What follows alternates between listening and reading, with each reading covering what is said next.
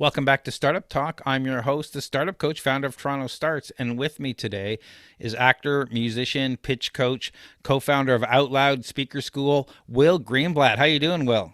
I'm doing well. Thanks for having me, Craig. It's always nice to do this with you. Yeah, and you can tell I've done it a few times. I don't have to write down. I switch it up every here and there because we've worked together a fair bit, and it's always great working with you and chatting with you.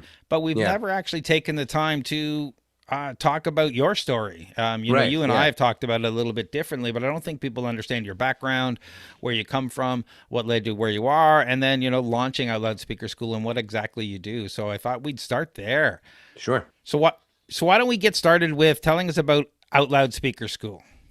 So OutLoud Speaker School is a agency of actors teaching public speaking and communication skills, and we focused a lot on entrepreneurs and their pitches, and that's still a big chunk of the work that we do. So we work with TechStars and DMZ and all these startup accelerators that helping them prepare for their demo day, but also giving them the skills to be able to pitch their business throughout the whole life cycle of their business, right? So not just an investor pitch, but really understanding how do you talk about yourself and your ideas in a way that captures people's attentions and hearts and minds. But then we also do that work for corporate people, anybody making a presentation or anybody trying to get a promotion or anybody trying to sell themselves as a freelancer. They have a story, and they have a story both about who they are, but about what they do and why they do it. And so for us, the Powerful Pitch, which is the name of one of our flagship courses, the Powerful Pitch Bootcamp, the Powerful Pitch program, just different iterations of that, is all about getting super clear on who you are, what you do, and why you do it, and then telling that story in a really engaging way. So using your hands and your body and your voice and these speaking skills that we learn at theater school and that I've now trained a bunch of our coaches to do, that's what we teach. So what to say and how to say it, basically. And yeah, we're in our fourth year now, and it's only getting bigger. So it's really, really fun, and it's exciting work, and it's super fun. All the classes, it's like drama class, but for your work and with real great results. And it's a lot of fun, but it really helps people too. Yeah, and we're going to get into it a little bit later, but I like to start off, who you were growing up, and it's a little bit Mhm. of a different story with you because I took a look at your IMDb. You were in two movies and a TV episode when you were 9. Never mind when they were filmed; those were when they were out. How old were you when you began acting? I started acting at 7 years old. My father was an actor. My mother was a playwright. She was writing in theater, and she was also running a theater program. My older sister was also doing film and television and theater. And it was like the most natural thing in the world, it seemed like, for me to just sort of fall into it. And my sister auditioned for this big film starring Anne Bancroft, who you may remember from The Graduate, and there was a part for a kid who was like exactly like me. And because my father's agent knew the family, she was also my sister's agent. She was like, "Does this little 6-year-old boy character remind you of anyone?" He was like a really headstrong, angry little kid, which I guess I was apparently. And so they sent me in for this role, and like 4 callbacks later, I landed this a lead in a big feature film in the first audition I ever did. And it just sort of kickstarted this weird child acting career that came out of nowhere. And so so I did this film, and it was the most fun thing. It was awesome. At the age of 7, I was on a film set. I was getting all the free food, but I also was fascinated with how the cameras worked. I loved learning my lines. I was good at learning lines for some reason. I could just remember what I had to say. And it was just so much fun. And then I just kept doing it. And the parts kept coming, the auditions kept coming. And so I just had this career ever since I was 7 years old, doing film and television. Now, you've got a number of acting credits, and I don't know which one of these are more popular than others, but I recognize some Mm-hmm. of the names like Life with Derek, Little Mosque Yeah. on the Prairie, Earth Final Conflict, and many more. And then you voice characters like characters in Assassin's Creed and Immortals, Fenrix Rising. Um, Phoenix, I think it is, but it's spelled weird. yeah, yeah, it is definitely spelled weird. Do any of these stand out in your memory above any of the other ones? And if so, why? I mean, it's interesting. You mentioned the gap between when you do a job, when you film something, and then when it comes out. And I think that that's also an interesting disconnect as a film and television actor is you kind of go in and you do this job and you forget about it when it goes into post-production for however long that takes, right? Which is months at least. So it's very funny where you go and you work, you have this experience and you meet these people and you work with them, and then you kind of just forget about it. And then like a year later, this final product comes out. And very often you don't even really recognize your work in what you did. It's also very collaborative. So what you thought was your best scene, maybe all the people in the editing room thought that it didn't look good, so they used another scene, and in that scene you weren't really paying attention, you were not very confident, so your acting looks like shit in this scene because you don't have control over what makes it to the final cut. So yeah, I mean, in terms of the job, that first thing stood out because it was just so intense. I did a show called Screech Owls when I was 12 years old, and I played the lead. For anybody who's ever read Screech Owls, it was a Canadian series about a hockey team that solves mysteries, and it was my shit as a kid. I read these books like religiously, and then I got the part of Travis, the main character, and it was a complete dream come true. The show ended up not doing very well. We did 2 seasons and got canceled. It wasn't a great show, but it was really fun working on that, and I got to play hockey, and that was really, really fun. And then in terms of things that stood out for what they became, Life with Derek ended up becoming quite a popular show, and I would get recognized from it. So that maybe had the biggest impact on my life. That's the little taste I would say I've had of celebrity, or whatever celebrity feels like. I've had people recognize me from that show a lot, even though they don't know who the hell I am or my name. They just know my character. So they'll be like Sheldon Schlepper, and that's that's the kind of fractional experience of what it must be like to be famous that I've had. And it's certainly enough to know that I do not like it. Fair enough. I mean, Yeah. just to sidetrack here for a bit, Kevin Smith tells a story of working with John McClane. What's his name? I loses me now. Bruce Willis. Die Hard. Bruce Willis. Thank you. Yeah, Bruce Willis. And he's standing on the corner, and they're talking, and a cabbie drives by, and someone yells out, "Hey, John McClane!" And Bruce Willis goes like this, and he's like, what? People worship you. And he's like, 30 years of this, man. 30 years. Can you imagine? I couldn't even take a couple years of it. Like, and some people deal with it gracefully, but I honestly believe that fame is probably one of the weirdest and most detrimental things for your mental health that you could possibly do. I've never really been truly famous, so I don't actually know, but the people who I know who have been through it and what I've observed, and friends of mine who are now getting famous, whether through music or acting, when I talk to them about it, people who become recognizable in public, it's just not a fun experience for anyone I know who's had to deal with it. They don't like it. It's like a necessary evil, I guess, that comes with the prestige you get of being a celebrity or being recognizable, as you get to choose your work more carefully. And I'm sure in our entrepreneurial industry too, like people like Simon Sinek or Gary Vee or these kind of star entrepreneurs, they get invited to awesome things, and they get to charge way more than we would all get to charge, and all that sort of stuff. But yeah, there's certainly a price to be paid for that influence and that success. And I think that's what you pay. The true price is just the loss of anonymity that you get. And you can't just go out and be a person in public. You have to deal with people screaming at you, or even if it's positive, right? It doesn't really matter.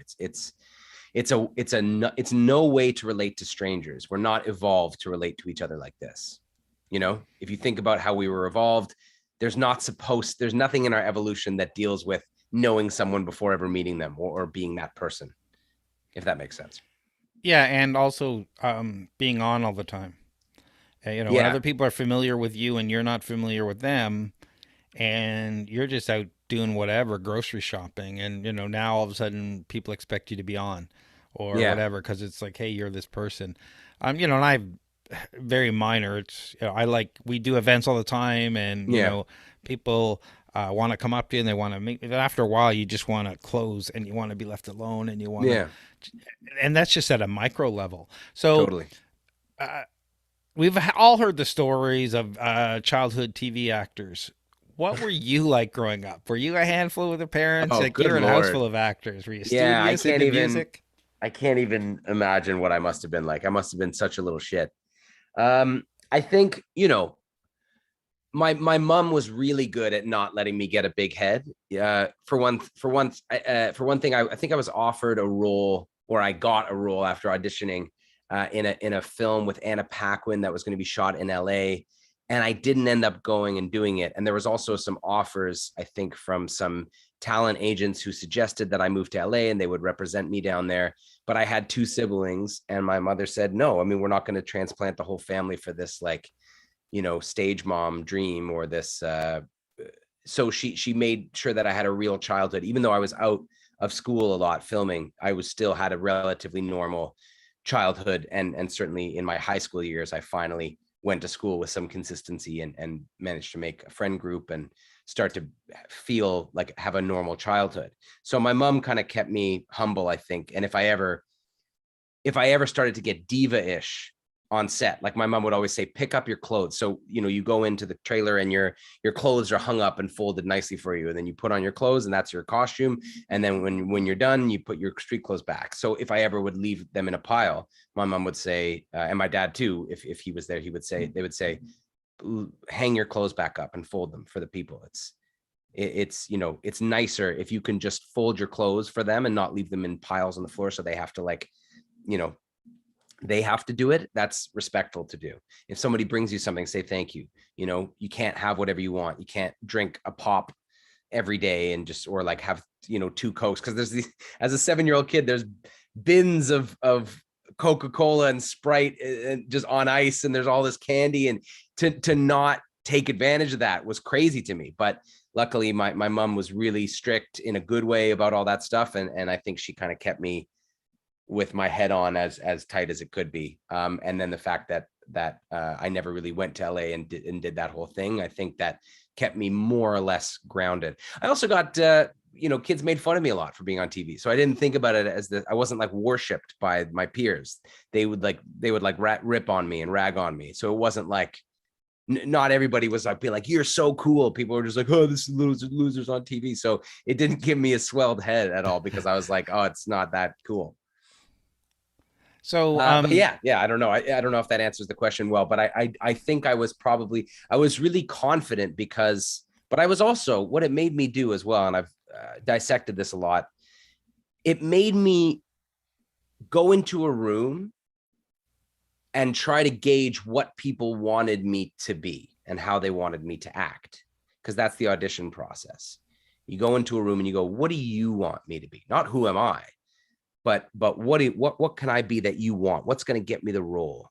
How can I be charming and work the room and make the right impression, which to this day I struggle with still doing.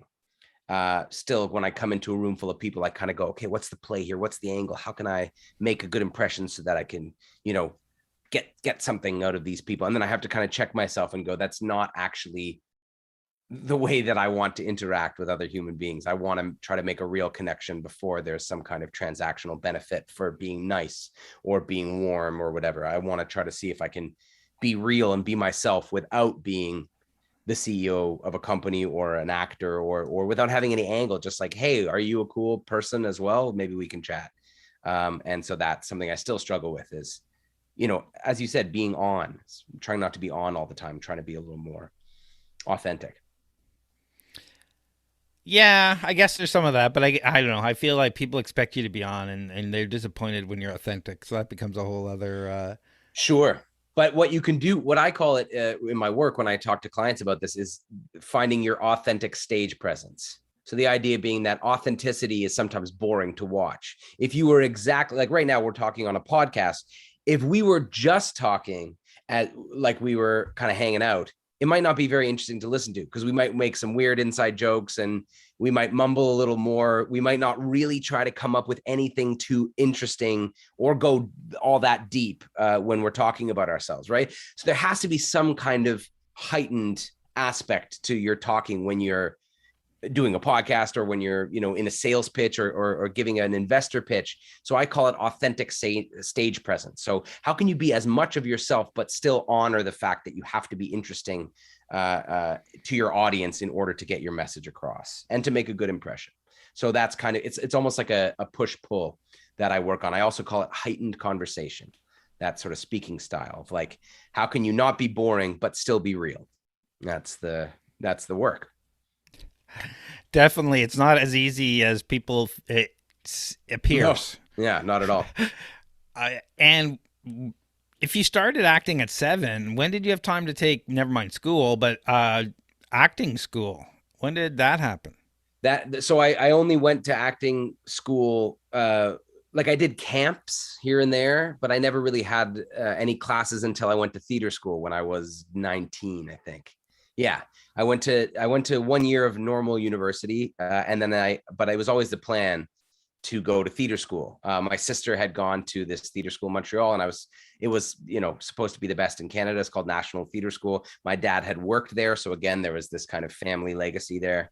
And I think maybe that gave me the confidence to be like, well, my sister goes there, my dad taught there. Like, I certainly didn't want to lean on that. I wanted to get in on my own merits, but I definitely had confidence that I'm sure a lot of people, that was a privilege that a lot of people lacked, which was, I'm not yeah, just that kind of sense of like, if my sister can be here, I could probably be here, and that sort of thing. And I should say I did definitely benefit from having my last name in the theater scene in Toronto, because people knew my dad, they knew my mom, and they knew my older sister. So I would say I've probably had a lot of unfair benefits, little things of people recognizing me, and just that little sense of like, oh, hey, how's it going? I know your sister, and that not everybody gets. So yeah, I think I was lucky in that regard, and I managed to get into the acting program. And then I started taking real, because I thought, okay, if I'm going to be an actor, I need real training. I don't want to just be, some uh, you know, flash in the pan who does some shitty movies. I would like to be a real actor and really do interesting roles and be well respected and respect my own work and all that sort of thing. So then I went to theater school, but as you and I have talked about before, that did not go as planned, and it was not fun. So when did you decide that acting really wasn't your long-term career path? Not that you were going to abandon it completely, because you still Mm-hmm. do it. Yeah. But when did you switch your focus? Theater school, during my experience there, slowly. So to put it in context, like my brother had passed away 2 years before I went to theater school, and I was still very much like in grief and reeling from that. I was really just grief stricken and depressed, and not like thrown for a loop, and I was still figuring out who I was, because he died when I was 17. And when that kind of thing happens, you sort of, a lot of people talk about this, when you have a traumatic sort of experience like that, it almost sort of freezes your development. And when something like that happens too, and you don't really know who you are yet, you're a teenager trying to figure things out. So I kind of went to theater school very much angry and depressed and defensive, and I wasn't comfortable with who I was. I was still trying to figure that out. So I didn't really go in the best state, but a lot of my classmates, interestingly, were had similar pain or grief or difficulties in their lives. We were always joked around that we were like, this damaged bunch of kids when we got in there. And the administration, the way that, this was before Me Too, before people started thinking about power structures, especially in school, not just being like, do what the fuck I say, otherwise you're kicked out. That was the dynamic when I was still at theater school. And that's only started changing, I think, because of the Me Too movement, and because of like there was some big letters that came out of different theater schools like George Brown and Ryerson in Toronto. And there was this sort of conversation about like, borderline abuse or actual abuse of students. But there had been no reckoning kind of culturally at that point. So it was very much like, shut the fuck up and do what we say.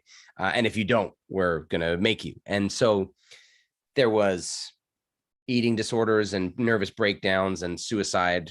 I don't know whether you'd call them attempts, but suicide threats and all this kind of stuff happening while I was at theater school. And it was a very toxic mental environment.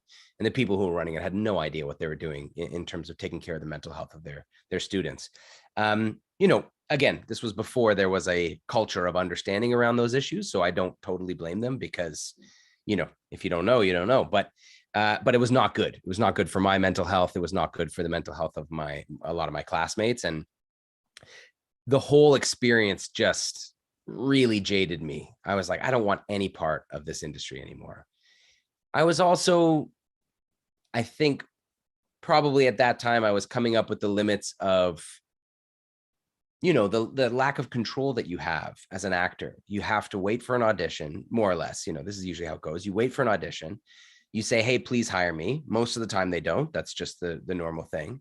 And then you got to wait for the next one. And, luckily, hopefully you're doing like several a week and you're in the rhythm, and then you start to book some stuff. But you can't just say like, I'm going to create my own work. If you want to do that, you have to write, or you have to produce, or you have to direct, right? Other than that, you can't really make your own work without writing.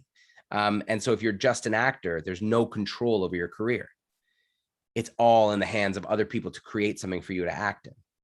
And I think what I love so much about being an entrepreneur now is the idea of self creating and creating your own opportunities and building something for yourself, and calling your own shots and making your own hours and choosing who to work with, who not to work with. I love all that about being an entrepreneur, and it's something that a lot of actors really struggle with, and I certainly struggled with. I hated the lack of autonomy that's kind of lifestyle. So I quit acting basically. And at what point did you leave Canada and do travel the world? I know you've been in Latin America a little bit and in Asia. Yeah, so When did I that take went. place?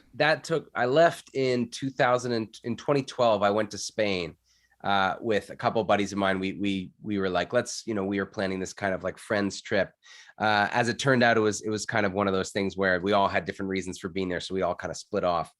But for me, is I wanted to learn languages. I'd been interested in learning languages, and I could never really learn French in school. So for some reason, I was like, I want to learn Spanish. I think, I liked the language. I knew it wasn't as difficult as some other languages for English speakers. And I'd been to Cuba and the Dominican before on vacation and with my family. And I was just like, I really like this language. I want to be able to communicate with Spanish speakers. So we chose Spain. And I was like, okay, well, I don't have any money to just live here. So I had to get a job. And so we decided to become English teachers and do that whole teach abroad thing. And so I got my English teaching certificate. And then my friend and I just bought a plane ticket to Barcelona. And we were like, okay, we'll find work once we get there, because we couldn't really figure it out from Toronto. So eventually we're like, fuck it, let's just go. So we hopped on a plane to Barcelona, and then 4 days later, we got a job interview in Madrid. So we took all our stuff and went to Madrid and had this interview, and then we got jobs and set ourselves up. So I lived in Madrid for about 6 months, and I realized that I actually liked teaching. And then so I moved to a smaller town for a teaching position, and also to kind of like get more immersed in the language. So then, yeah, and I managed to learn Spanish after a year and a half, and become pretty comfortable with the language, which was like a bucket list thing for me. And then, yeah, that was sort of the next phase. You did better than me. I worked in Mexico for 2.5 years, and I only picked up a few words here or there. Mm-hmm. At what point did you know? Well, actually, we have a question in the chat room. So before we switch gears into your entrepreneurship, Sure. we have a question here. Why do so many actors seem to struggle underneath the glamorous facade of acting? It's a great question. And I think probably because the facade is so glamorous, right? It's the disconnect between reality and expectations. It's something that now everybody's learning with social media.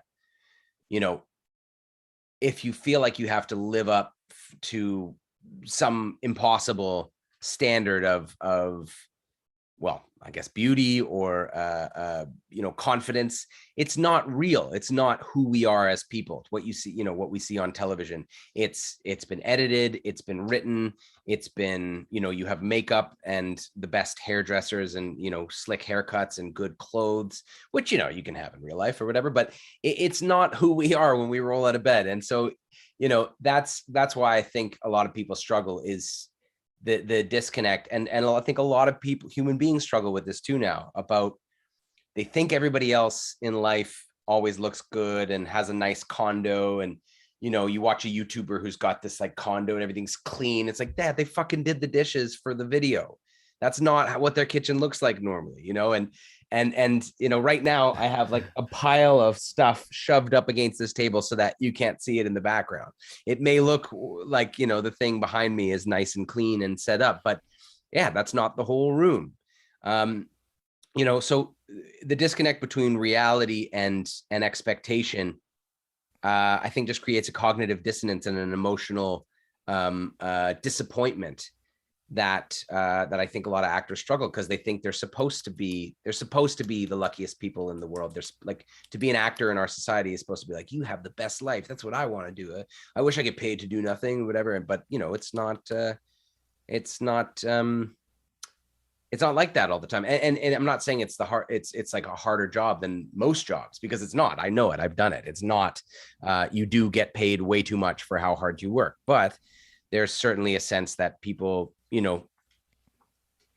that they think it's great, and it's not necessarily, or how you look on camera is not who you are in real life. And so all those disconnects between reality and the facade, I think makes people's mental health suffer. So at what point did you know you wanted to be an entrepreneur and run your own business? So I also fell into entrepreneurship, funnily enough. So I was an English teacher in Spain. One of the friends of mine who now is an amazing entrepreneur in his own right, Lucas Porter Baker, who I think you know as well, Craig. He's the CEO of Goji. So he was my co-founder on my first venture, but I didn't think about these terms. I never thought of entrepreneurship as something, it's interesting. Like, unlike a lot of families, I come from a family of artists who went into business, and now my family thinks it's weird, rather than like a lot of actors that I knew at theater school whose families would have preferred them to go into business or into the private sector and get a job, but they wanted to be artists. I almost have this weird backwards experience when I sort of quit acting and started to go into business. My whole family's kind of like, okay, what are you doing now? And they're great. I mean, I'm not trying to complain, but they don't really get it, or, and it's still a little weird. And the conversation is my sister, when she talks about her work, it's a lot easier for my parents to relate.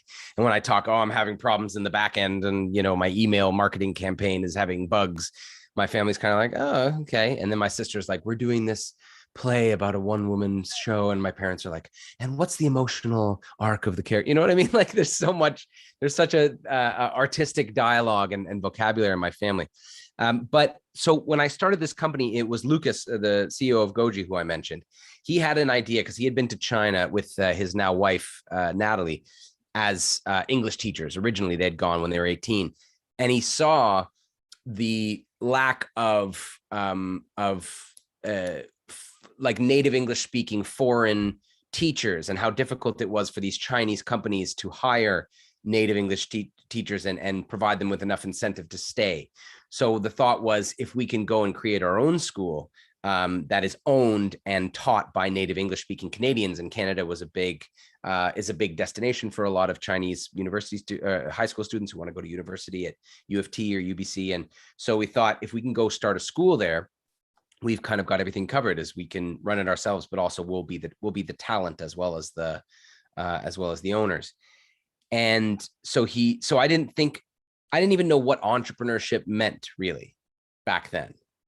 I just thought, it's like, okay, I'm an English teacher and I get to own part of this company. I didn't even really appreciate what that meant, but I knew that it meant like, okay, well, I'll make more money probably than if I just work a regular contract. Hopefully, maybe.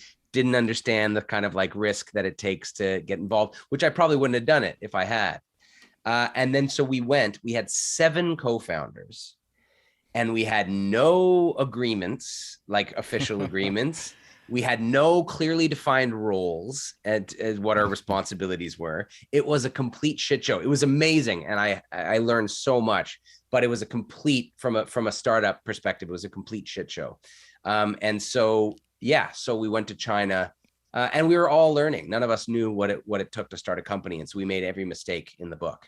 But it was a great learning experience, and the company eventually just kind of died on the vine, because people left and went on to other projects. The people who stayed there pivoted to this new venture, Goji now, which is doing great, and certainly but yeah,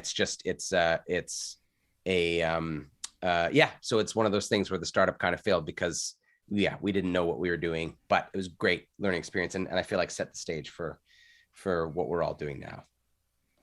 So there's another question in the chat room, but I'm going to ask it a little bit later when Sure. it applies a little bit to what you're doing.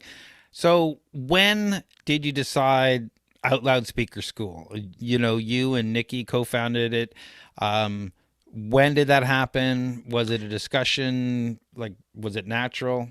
Yeah. So in China, when we were doing this working for this company, we were working the insane hours, that it takes to be a startup, and I was under tremendous stress and kind of sitting all day on my laptop or driving my e-bike around the city.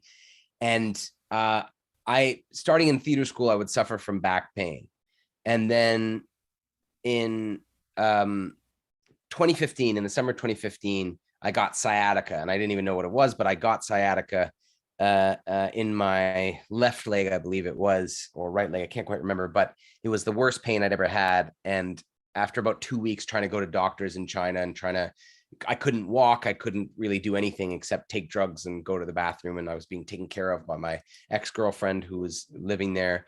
And finally, my mom said, listen, just come home. You can't fix this out there. Come home, like get surgery or whatever it is that you need to do, come home. And then you can go back out there and, resume your work. And so I honestly thought I would go home, I would get a surgery, and I'd go back and keep working for this company. But when I got home, which is a whole other story, how I got home, it was so intense because of my inability to walk or to carry my own luggage or to, but yeah, that's a story for another time. But once I got home, the doctors were like, oh, you're not going anywhere, because they realized I had a massive disc herniation causing sciatica. And they're like, this is going to take you 3 to 6 months to even, start to walk again. And it did. And then started taking even longer. So eventually I had to quit that company. And then I was kind of home. I went from being the co-founder of a company in China. I had with a girlfriend that I was living with out there, my own apartment. And then I came home and I was back living on my mom's couch, and she was helping me get dressed and eat. So it was this horrible kind of fall from grace, or fall from an independent life where I felt like I was doing something cool. And living abroad is amazing because, as every day you're challenged, and it's kind of really great. It's stimulating, and you feel like, you're living so much life. And then I was just back in Toronto and injured and unable to take care of myself and broke and on opioids. It was just like, it was a real rough fall. And over the course of that time, I had to kind of face some demons. My brother dying, all the negative mental health outcomes of that, all of the like fears and shame and whatever that I had in Toronto. Like sometimes when you go traveling, you're almost like running away from something, like, oh, I didn't have, as many friends as I wanted, or like some of my relationships didn't work out or whatever. And so I had to kind of come back and face all that. Like, this is the city where I got like beat up over there. And this is the city where this embarrassing and humiliating thing happened to me.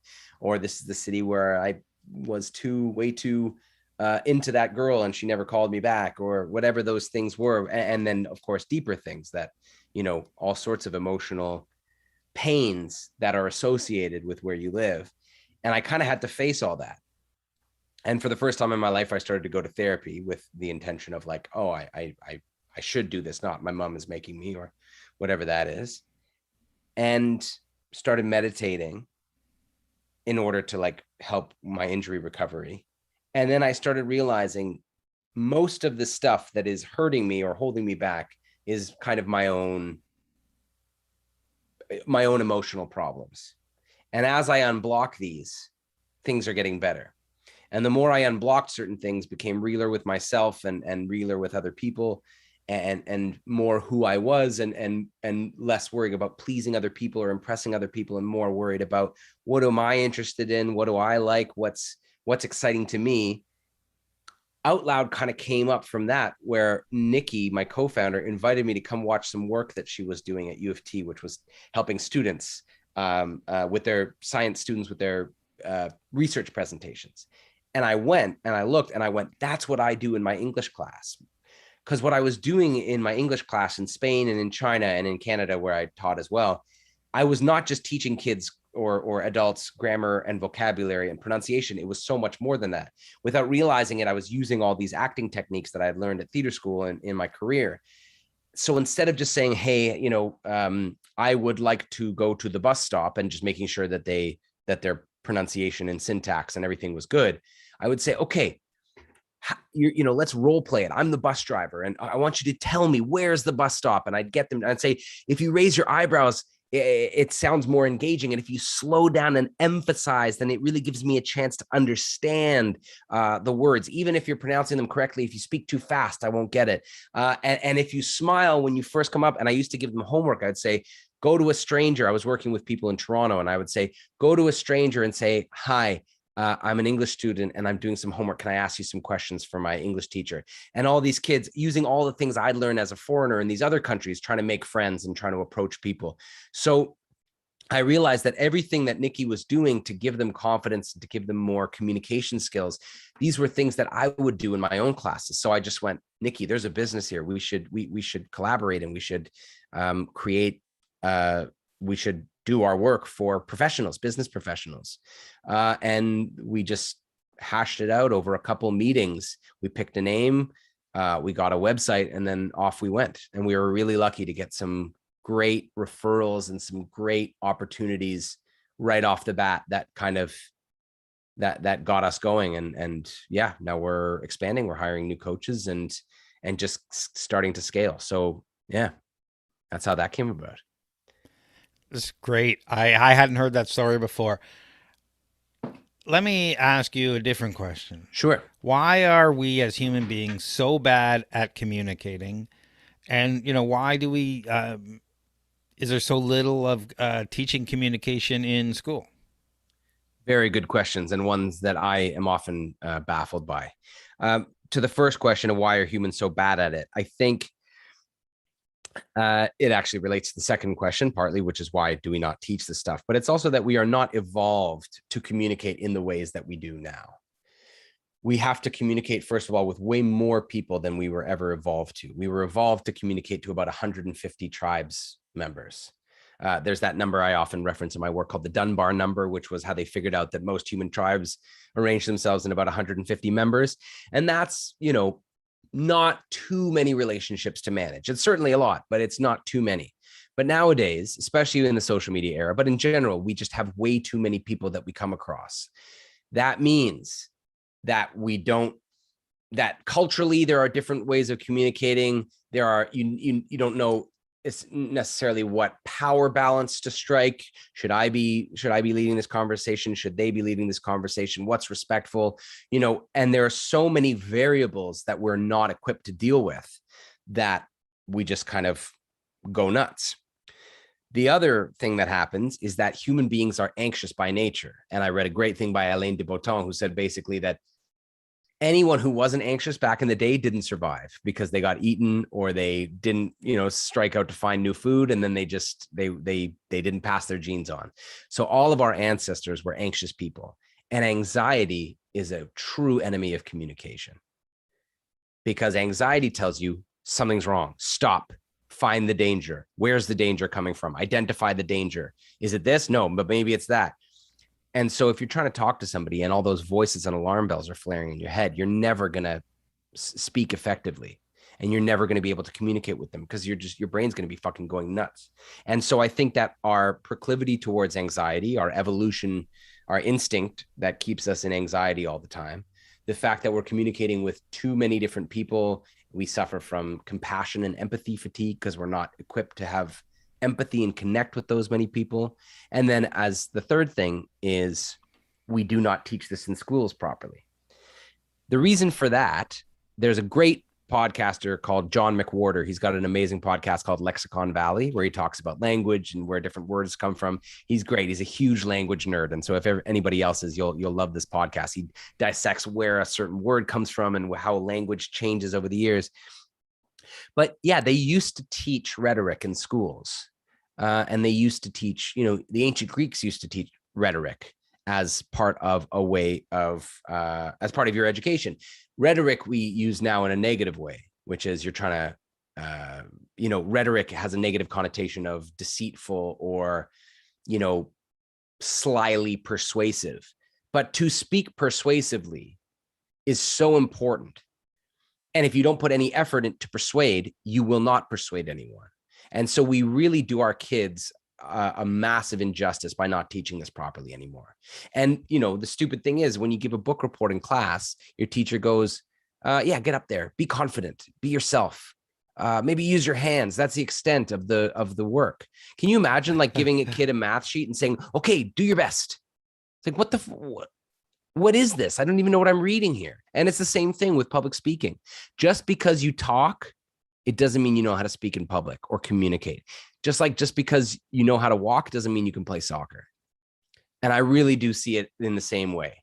To communicate effectively, especially in front of an audience of more than one, it is a whole skill set that needs to be developed. And if you don't develop it, you'll never be, you know, some people are natural athletes. They can join a soccer game, be okay.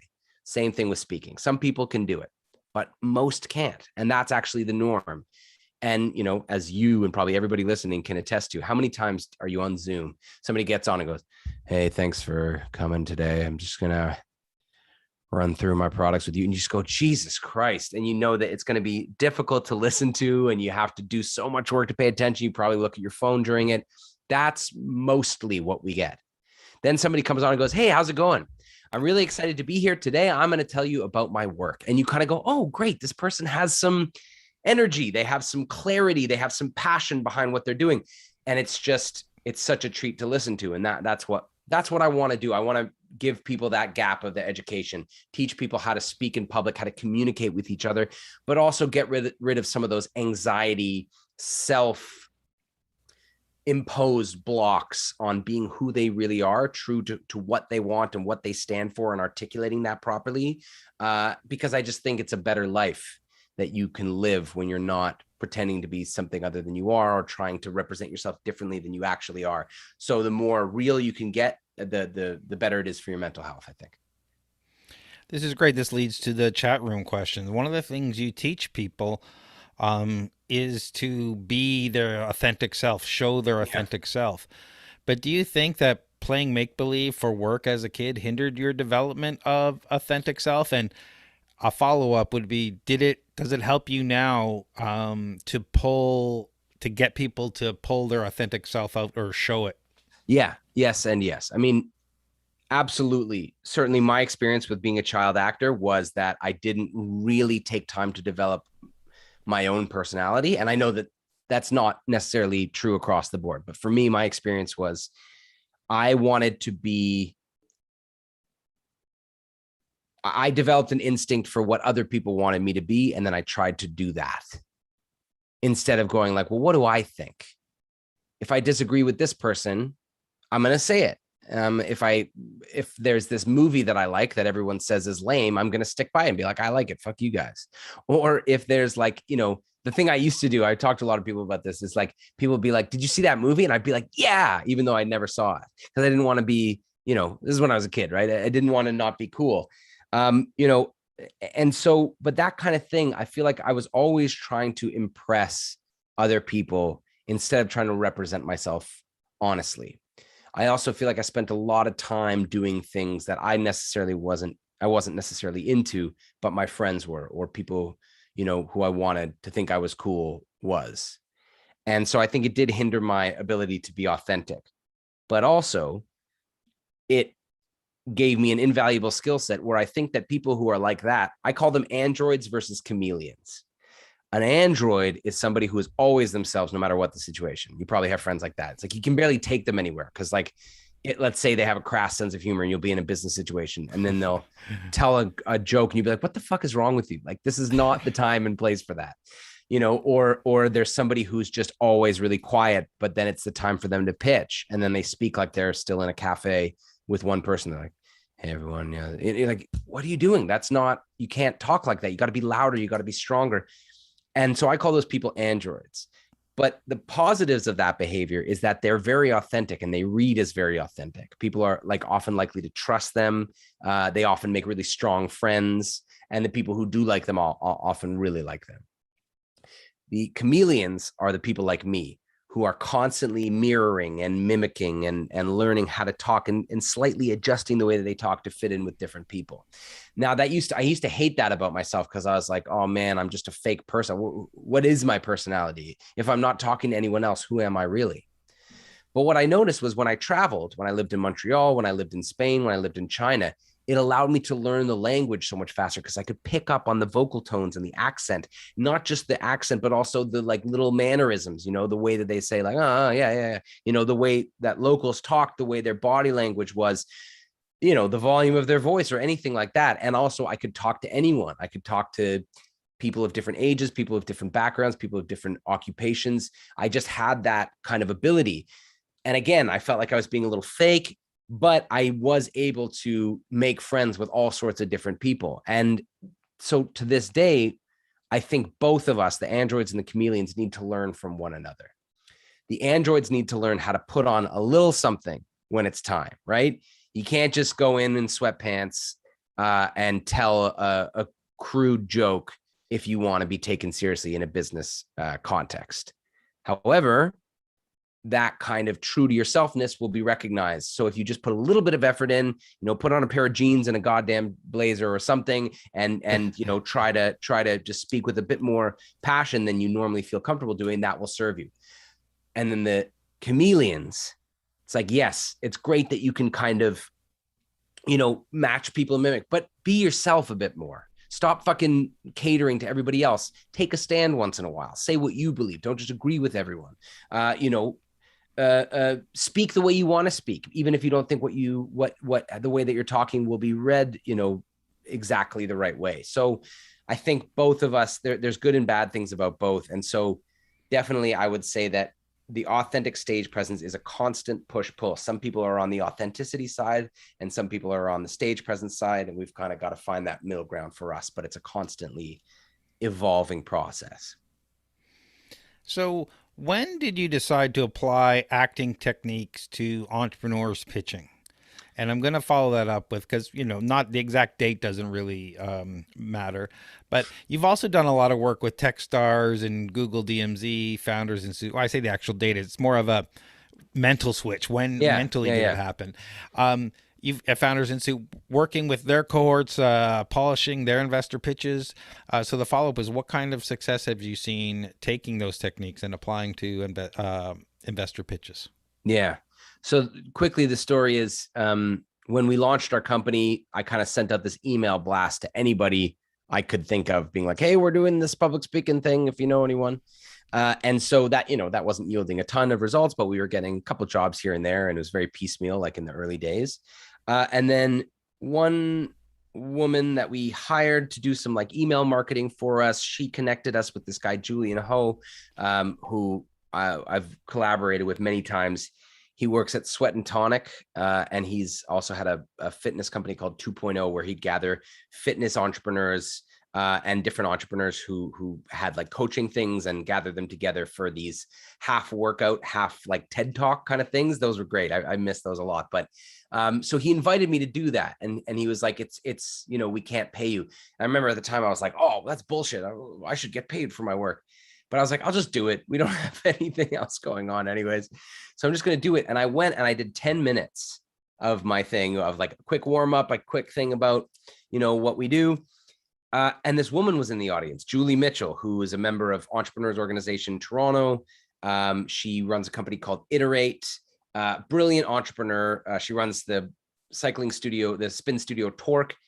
And she saw me and she said, hey, I think what you do would be so great for my entrepreneur group, Entrepreneurs Organization, EO, if anybody knows about them. Amazing worldwide entrepreneur group. And she's like, I can only pay you this much. And, you know, it's this weekend, you know, and, you know, I guess we could do your flight, your hotel too. It's in New Orleans. Would you want to come? And in my head, I was just like, holy shit, that's more than I've ever been paid. And that's such a crazy, cool thing. And I was like, yeah, you know, let's see if I can do it. And so it worked out, and I got there. And so it was a room full of 50 entrepreneurs. They were accelerator trainers. It was an event called Train the Trainers. They were training the members of their accelerator program. So I was training them how to like facilitate and coach and mentor. I didn't have any handouts. I had no slides. I had nothing. At one point, somebody in the audience was like, can you like write some of this down? And I had one of these flip charts. I'm like, sure. And I started like illustrating some of my ideas. And then they were like scribbling down. And then they kind of took me under their wing. And one guy in particular, Peter Petrick, who I owe such a debt of gratitude, as well as Julie Mitchell. And he took me aside. He's like, what you do is really good, but you know, you can afford to charge more. You can be more confident about what you're doing. You can pitch this to entrepreneurs because they need it. And, you know, everybody in there was interested in what you had to say. And so looking back on it now, I'm mortified at what I did. I walked in there in like jeans and like, you know, New Balance sneakers and a t-shirt. My phone went off halfway through in the middle. I just like answered it, put it back in my pocket and kept going. Like it should have been a disaster, but I realized both from what they said and from what I could observe that entrepreneurs are really hungry for this sort of thing. They need it. Some of them are good at it, but a lot of them are not, especially the tech entrepreneurs, because they tend to be a lot more introverted and they are more comfortable kind of coding or working, you know, on their startup themselves, and they don't know how to kind of sell their ideas and pitch themselves.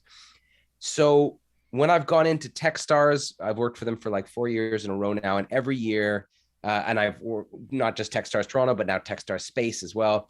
Every year I go in, they transform. And so it's just the difference, you know, it's hard to measure the ROI. So it's not like I can say, well, you give me $2,000 and I'll get you like $10,000 worth of clients, you know, directly based on this ad spend. People click a link and they can see, I know that you came from me. But what I know happens is that every year the founders go into demo day feeling way more confident. The mentors, you know, tell me that this is the best crop of pitches. The people who are in the audience, once they find out that I help coach them, they go, these are the best pitches we've ever seen.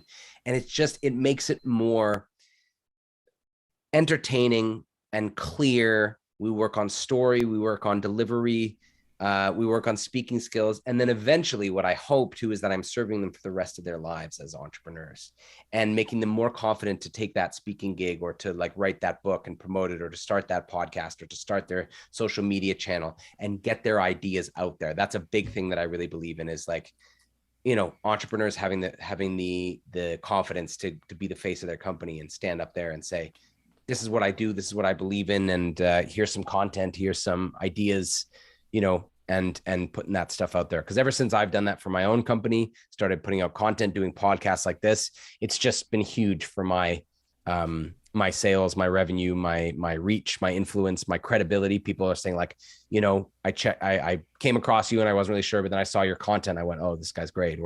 Or you know, I've been watching your content for some time and I'd love to see if I can hire you for my company. All that stuff is starting to happen now, like pretty predictably. So another thing that I really like helping founders with is not just the demo pitch, the demo day pitch, or the investor pitch, or the sales pitch even, but what's the powerful pitch that comes through all of your company? Who are you? Why did you start this thing? How does it help people? What's exciting about it? And can you tell that story reliably, consistently, but still with like freshness and spontaneity each time? That's really the job. And that can apply to anything. Even if they start a new venture, they know the principles and they know how to get themselves there so that they can deliver that powerful pitch every time. So that's the benefit for entrepreneurs, is just confidence, you know, and then ultimately easier to raise money, easier to make more sales. They make more sales. They lead their team better. They can motivate their team a lot better. And it all starts with the founder. So when the founder is confident and clear on what they do, you know, amazing things happen, growth happens. And yeah, that's what I notice. And you do a lot of work in enterprises. What kind of benefits? Why do enterprises bring you in, and what kind of benefits do they see? Well, for them, they have that money to invest in their people, right? But they don't know where to put it. And there's so much bullshit corporate training out there, which I never want to be. It's something very important to me to try to make sure that we're really providing good stuff, and it's not just snake oil sales. So they have a lot of non-native English speakers. Certainly that's we often get brought in to help people who are English language, like English as a second language speakers or English as a third language speakers. And so partially because of my experience teaching abroad and as an English teacher, and that's something that I train my coaches in as well, they'll bring me in to help with confidence, but also to tackle some of those difficult issues related to cross-cultural communication training. There's a lot of, really, really unfortunate and unfair stigma for people with accents or people with, grammar difficulties or vocabulary difficulties, especially if you're from certain countries that some people deem not as cool as others, or, not as desirable of others. And they face racism, they face like discrimination, they face a barrier to opportunities. So we come in there and not try to like change their accent, make them talk like a, normal American or Canadian, whatever, but we say, okay, what is your story and what do you believe in and how can you slow yourself down? And all of the principles that make a good speaker, they're the same whether you're a native English speaker, non-native English speaker, whether you're a beginner, intermediate, advanced English speaker. It's confidence and warmth and emphasis and authority and credibility and clarity. All of those principles can help anyone. And then we can also add a bit of understanding of the difficulties in learning a new language and speaking in a new language. I think it's also important to remember that if you're talking to somebody with an English accent, they're basically doing 2 full-time jobs. They're doing the full-time job that they're actually paid to do, and then they're doing the full-time job of learning English or trying to work in a language that is not their mother tongue. That is fucking hard. I've done it several times, and it's the mental energy that takes and all of the emotional toll that it takes, feeling stupid, feeling like you can't articulate yourself the way that you could in your own language, not being taken seriously, all that kind of stuff. So we often, when we get brought in for those enterprise things, we often are brought in for this program we call Elite ESL Communication. But we do offer a sort of a similar thing for native English speakers, or a mix of both, which is basically still about getting over those confidence issues. It's like when you're making a presentation to your stakeholders or your coworkers, how can you make it engaging? How can you persuade people to take the actions that you're hoping they can take on this presentation? If it's a pitch, if it's a what do they call it, like a recommendations presentation where you want them to take some action. It's all the same thing. It's what are the problems, what are the solutions, and what's the prize that they get when they implement your solutions. That's entrepreneurs, that's business people, that's freelancers, it's all those people. That's content creators. So what is next for you and OutLoud Speaker School? Good question. We're scaling right now. We're adding digital marketing to our kind of business efforts. We're adding a marketing team. I'm going to be adding some sales people very soon to help me with the workload. We've added 8 new coaches so that we can kind of scale out. We're doing a lot more of these enterprise contracts. So the idea for me is, how do I scale what it is that Nikki and I created 4 years ago, train that to other people, create evergreen products, and try to make the transformation that we can get when we work with somebody one-on-one or in a group or on a webinar. How do we scale that out, make it repeatable, make it something that can be multiplied and grow our reach? For me, obviously I want to, scale my company because I want to be successful in what I do, but I also really want to help more people develop this confidence. I think the lack of confidence in who we are, the lack of acknowledgement about the role mental health plays in our communication and our performance at work, and the way we're perceived, and just the awfulness of not feeling like you belong, or imposter syndrome, or all those things that hold us back from being really good at public speaking. I want to help solve that for the world. So it's just a question of scaling it out, and how do we do that? So where can people go find out more, or if they want to take your courses, where do they go find out more about Will and OutLoud Speaker School? So our website is outloudnow.com. My email is will@outloudnow.com if you have any questions. On Instagram, I'm at Will Greenblatt. Same thing, LinkedIn and Facebook. Twitter, we're at OutLoud School. There's too many goddamn fucking social media channels to keep track of. And then the Powerful Pitch, Communicate with Confidence. That's a monthly course that we run. I think I gave you the link, or I can give you the link after this, but if people are interested. Yeah, I'll include it in the show notes. Yeah, in the show notes. If you're interested in taking this thing called the Powerful Pitch Boot Camp, it's a 5-week intensive to tease out all these things that we've been talking about: your story, boost your confidence, boost your sales, boost your audience, and grow your audience online. that's what we work on, is getting you there in a very short space of time. And so that'll be in the show notes. And then I think that's it. Well, we have one last question here from the audience before we leave. Now that you're a content creator and you're creating all this stuff on your own, Yes. will you do any writing for film or TV? And do you think Shaftesbury Productions would take you back? Good question. I know Shaftesbury works with Mike Cedar a lot, who was on Life with Derek, and he's become a writer and a producer, and has gotten a lot of stuff made with them. So I wonder maybe they would. But also he's probably a lot more talented and dedicated to that than I am. So yeah, I don't know if they would take me back. And I would love to do writing for film and TV. I have a couple pilots that I've written that have never seen the light of day. I have a short film that I've written that has never seen the light of day. So I'd love to eventually make one of those things, or something totally new. Yeah. Will I? I do not know. Do I want to? Absolutely. I really appreciate you time. I really appreciate your time, taking the time to be part of Startup Talk today, Will. For sure. Thank you very much for sharing your story with our audience. Yeah, thanks for having me. It's really, really nice, and nice talking to you and telling more of the story. I think it's always really interesting when we can dig deeper into the people behind the company. So I'm glad I was kind of able to do that today. Yeah, and the next time I think we'll have you on might be Startup Pitch in September. Let's do it. I can't wait. All right, talk to you soon. Nice seeing you, man. Bye.